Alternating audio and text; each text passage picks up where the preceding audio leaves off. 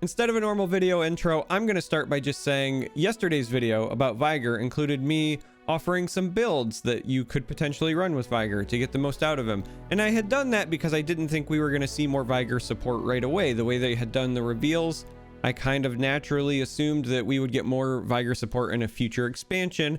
After all, Riot has been known in the past with some of these new region expansions to not give us the full picture until everything is released. And so I was like, all right, well, you can play him with Piltover and Zone, you can play him with Karma, and you can still do those things, mind you. I actually think that you could have some viable decks there, but today we got another champion. Yes, that's right, that's 4 champions in as many days. Riot is blowing us away with the champion reveals all of a sudden. But we also got Senna. We knew Senna was going to be in this set because of the previous event. It had kind of confirmed it.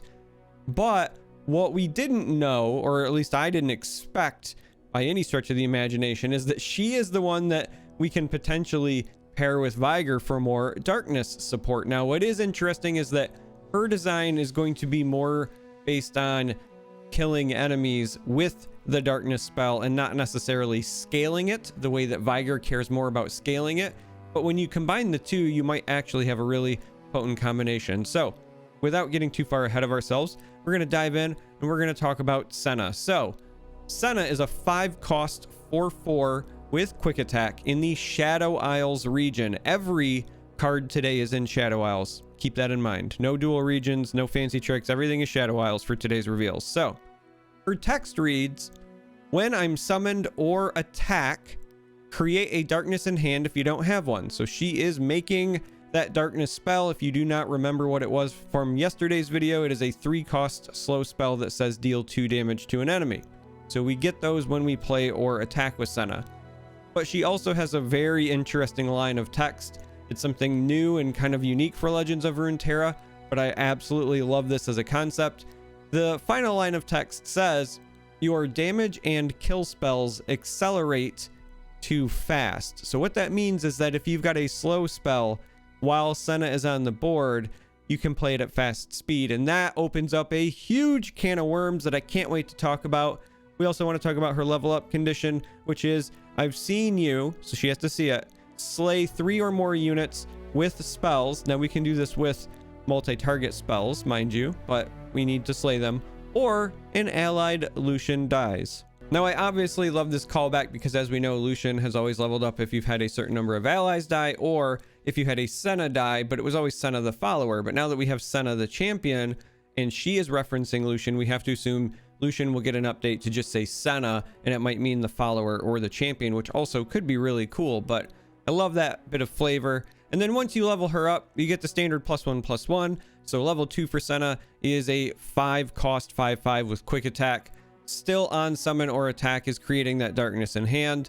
Your damage and kill spells accelerate to fast and cost 1 less as well. So we are going to be getting discount darknesses when she is leveled up, and we're going to be getting discounts on all of our other kill spells, which will make for some really interesting math situations and some combat wonkiness.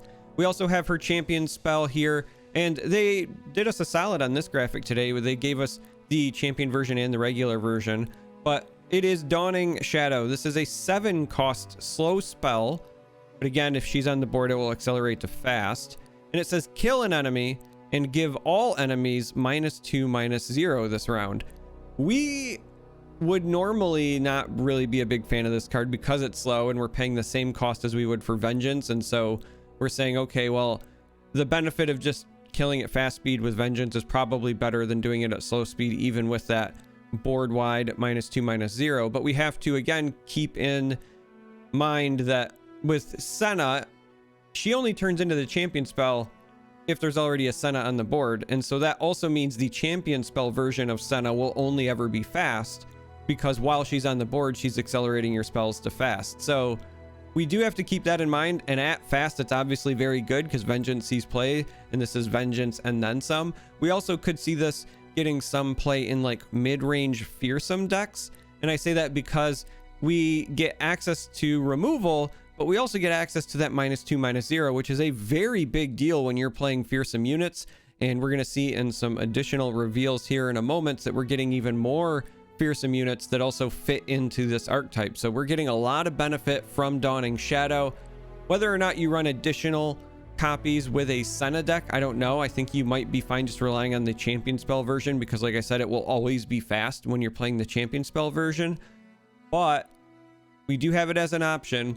There's a lot of really good slow spells that we already might want to start considering as an inclusion. I'm thinking about stuff like Crumble, which has always been on the cusp for me, but with it being slow has been a bit of a drawback. But in Shadow Isles, one, the nuking your own unit is not really that much of a drawback, and two, we like the versatility of being able to hit landmarks. And then when you factor in now you can potentially play it fast with Senna, well, I think Crumble might be the kind of spell that you want to take a look at. Withering Mist is another one as well, because we like the 2 damage and we like that it splits and drains and gives you that health back as well. It's also going to help speed up leveling Senna if you're killing 2 units with the Withering Mist. And so we got a lot of options that were not really up for consideration in the past that we will be considering now.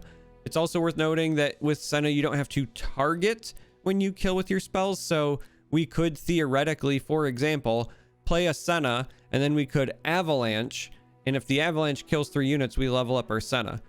And we also have to keep in mind that that is a damage spell, so I would assume that we can now Avalanche at fast speed while we have a Senna on the board. There's a whole host of new things to consider with this champion. I love the design. But we're going to move on, I think, now to the next screen. I will say this. I feel really bad for Kindred, because when I look at Senna, she is the 5-cost Shadow Isles control champion that you want to run now.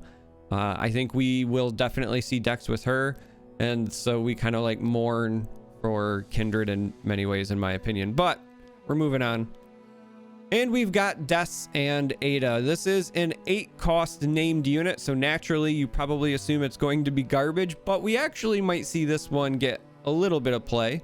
Des and Ada is an 8-cost 7/6 that says when I'm summoned, create a darkness in hand. If you don't have one, your next darkness this round costs 0 and deals 2 to all enemies. And so we were just talking about, you know, maybe you play Avalanche and you level up your Senna. Well, this is basically a free Avalanche at this point, and if your Senna's on the board, well, you're playing it at fast speed as well. So we could see this get some play. What I'm most interested about with this card in specific is the interaction that it has with Veigar, because this is a replacement effect. It's saying instead of it just dealing normal darkness damage, it's dealing 2 to all enemies. But I'm wondering if that then scales, where if you've got Veigar and you've got some of those other units and you have increased the damage of your darkness, does this then increase the damage of Desonata?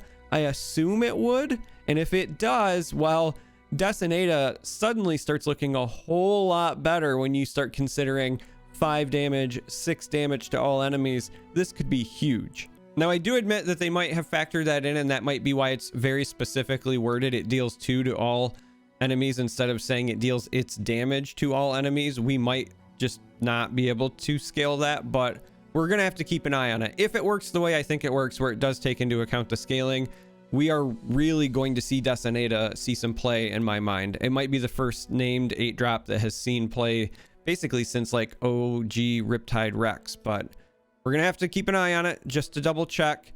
Don't want to get my hopes too high, but I'm really enjoying this 8-drop. Our next reveal is another one of these spells that we might consider in a Senna list. This is a 6-cost slow spell by the name of Piercing Darkness. It was featured in the reveal video, and it very simply reads drain 5 from a unit. Now, the drain 5 is nice because we like gaining 5 health and we like removal. We may have even seen this played maybe as a one of in older control lists because of the health. But with Senna, we also have to start considering cards like this, because again, we could play this at fast speed, which drastically increases its playability. Whether or not it ends up making the cut, I don't know. I think that will ultimately be meta dependent. If we're in a meta where you need a lot of healing, then I would expect cards like this and Withering Mist to shine.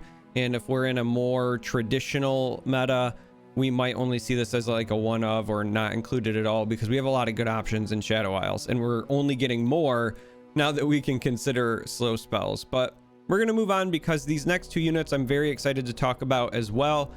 And the first one is Buru Sentinel. This is a 3-cost 3/3 with Fearsome but it reads, the first time you kill a unit with a spell, grant me +2/+1. And so a 3-cost 3/3 fearsome is actually already kind of playable for certain fearsome Shadow Isles based lists. But then when we add in that it could be a 3-cost 5/4 with fearsome. Yes, I didn't stutter. A 3-cost 5/4 with fearsome. And all you have to do is kill a unit with a spell, which is pretty easy to do in Shadow Isles. And again, just like with the tenor from yesterday's video, we have to remember this also counts glimpse. That works. And so we're playing that in aggro. And so we very well could see a card like this get some play in an aggro deck. I really like this card, and I like the next card that's in the same vein. That is Demacian Sentinel. It's a 1-cost 1/2 with fearsome, but it also reads, the first time you kill a unit with a spell, grant me +2/+1. So we could have a 1-cost 3/3 fearsome and a 3-cost 5/4 fearsome with the low cost of just having to kill a unit with a spell, which is what we want to do as Shadow Isles anyway. Even when we're playing aggressively, we're likely trying to kill something with a spell, whether that's our own unit with glimpse or whether it's removing some blockers with like Vile Feast or whatever. So we get real value with these, and I think both of them are also, if I'm being entirely honest, statted well enough that even if we don't trigger the effect, we're still kind of okay running them. A 1-drop that's a 1/2 fearsome with the possibility of scaling has already been seeing play with Reaper, and we have played cards in the past that ultimately ended up being a 3-attack fearsome for 3. Now we usually get some other effect with it, but we offset that with upside here as far as the Sentinel goes. So I really feel like these will find a home, and they will likely be played with the tenor from yesterday, and we could see a return of fearsome as an archetype to Shadow Isles. We're going to move on to the last card that's on the screen, and we're going to talk about Watcher on the Isles. This is a 4-cost 2/4, and it reads, each round the first time you kill a unit with a spell, you deal 2 damage to the enemy nexus. I know my head is covering it, but if I'm being honest, we don't like this card. At least I don't like this card, and I want to explain why. I will talk about the one positive up front, which is we get the benefit from this card when we, again, kill our own units with spells. So we would trigger this with Crumble. We would trigger this with Glimpse. There are some use cases there. However, for the purposes of just comparing the value, I want to compare this card to something like Neverglade Collector. Neverglade Collector is a 5-cost 2/4 that also does not have any keywords and just provides a passive effect. And so the fact that that's a 5-cost should already be a knock against Neverglade Collector because it's more expensive up front. However, when you start comparing the use cases with Watcher, you have to continue to expend mana whenever you want the trigger, whereas Watcher rewards you for just doing what you naturally want to do, which is play the game. Attacking and blocking, your units are dying, you're getting those triggers. Watcher also drains, so you're getting health back as well as dealing the damage, whereas you're only dealing damage here. And yes, the chip damage is nice, especially when you're playing a control deck, but you've invested 4 mana on this backline card that's just hanging out, and it's not helping to keep you alive. It's only providing offense. And then we have to talk about how it is restricted. So this only happens the first time you do it each round, which means in a heated exchange, if we kill 2 or 3 units, we only get 1 trigger per Watcher, whereas something like Neverglade is going to trigger every time one of our units dies. And so really all of the additional costs and requirements that go into Watcher makes me not really a big fan. I think we're going to have better ways to deal damage to our opponent, better ways to finish them off, better ways to even just target the Nexus with something like Veigar, which again, this is also competing with as a 4-drop. So I'm just not a fan of Watcher of the Isles. That's my own personal opinion. Feel free to tell me why I'm wrong. And we're going to move on to the next screen, the final screen, and we're going to talk about Mist Keepers. This is a 5-cost 3/4, but it reads, each round the first time you kill a unit with a spell, you summon an ephemeral Mist Wraith. Now, this is a bit interesting because you don't normally think of Mist Wraiths as being a control deck, but we could see some play because you don't need the rest of the Mist Wraith package necessarily. We could just take the fact that this is making a Mist Wraith that's going to scale every time you summon it. It's going to make the next one bigger and bigger, but I just don't know if we're going to find a home for this. Like I said, this feels really weird. Mist Wraiths are usually more proactive as far as a deck goes. Mist Keepers here is very clearly a control card, and it's in the same vein in my mind as Watcher, because this is each round and it's the first time and you have to kill with spells. And now we're not even dealing damage. Like, we get a body and we might be able to get more out of it because of the scaling, but we're in that same boat and we're not getting any additional keywords or any other benefits. And so I'm equally kind of not as big of a fan of the Mist Keepers. The good news is, however, I am a big fan of this next card. This is Ixtali Sentinel. This is a 6-cost 4/5 with lifesteal, which is a very relevant keyword. But this summon effect is kind of bonkers. When I'm summoned, create a darkness in hand if you don't have one. We like that in darkness decks. When you play your next darkness this round, copy it, targeting the enemy nexus. So when we're playing that Veigar deck, even if we haven't yet leveled up Veigar, well, we get to smash the nexus a little bit anyway. And then when we have leveled up Veigar, if we play it targeting the nexus, we get a copy also targeting the nexus. And so we get that karma effect that I was so excited about yesterday already baked into a card that also does other things we want it to do in a control list, which is give us a way to gain health, give us a way to stabilize with the lifesteal. This card is perfect for a Veigar and Senna list. I would expect this to be an auto include when you're playing those two together. We love this card. It does everything we need it to do. Big fan here. Huge. Okay, we're gonna move on to Solari Sentinel. We have a 3-cost 3/2 that very simply is when I'm summoned, you create a darkness in hand if you don't have one. So we just use this as another way to continue smashing darkness into our hand, getting that damage built up for leveling our Veigar. Remember, Veigar doesn't need to see the damage done with darkness. So if we always want to be playing darkness and we're in that archetype, we're probably including this as well. And that's it. Not much else to really say here, but we do like the card for the archetype for that reason. I don't know exactly how many darkness enablers or activators you really need to run to make sure you have the right critical mass, but again, just having this as an option is probably a good thing, and we'll likely see some number of them run in the deck. And so while it's not as exciting as, say, Ixtali Sentinel is, we're still excited to see this particular Sentinel. But we're going to move on now to Catalog of Regrets, the final card of the reveals today. And this thing is also kind of insane, not just for darkness decks, but I think just in general, we could see this get a lot of play. This is a 4-cost landmark. On round start, create in hand a fleeting copy of a non-fleeting spell you cast last round. Now, it's not you create a copy of everyone, so it will be at random, but you can obviously manipulate that by only playing one spell per round if you can help it. But we have to remember that darkness is not created as a fleeting copy in most cases, and so we could be getting free darkness created for us from this if we are playing the darkness archetype.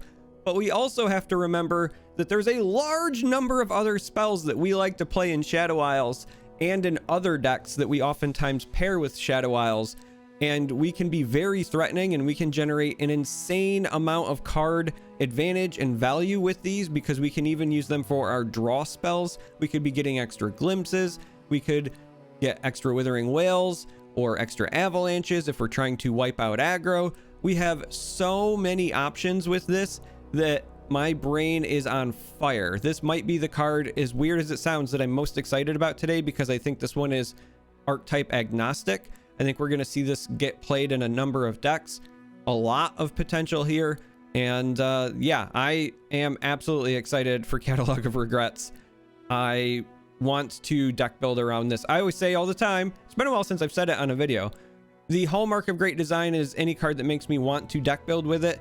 This card hits the nail on the head. So that's it for the reveals. If you made it this far, I want to know what you think about Senna, about the darkness archetype now that we have more pieces of the puzzle. And I also want to know what you think about Catalog of Regrets specifically. So if you made it this far, as always, I love you. Thank you for watching. And until next time, may you walk on warm sands.